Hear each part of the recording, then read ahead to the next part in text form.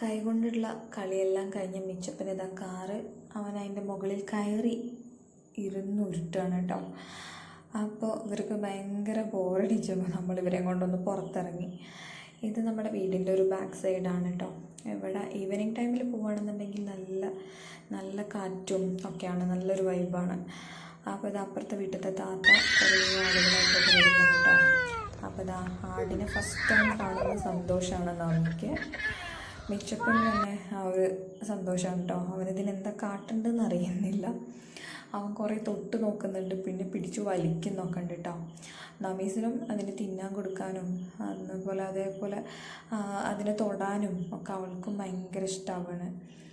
അപ്പോൾ നമ്മൾ കുറേ ടൈം അവിടെ ചിലവഴിച്ചു കേട്ടോ. കാരണം നല്ല കാറ്റും ഒക്കെ ആയിരുന്നു. അപ്പോൾ നമ്മൾ നല്ല ഹാപ്പിനെസ് ആയിരുന്നു കേട്ടോ അവർക്ക്.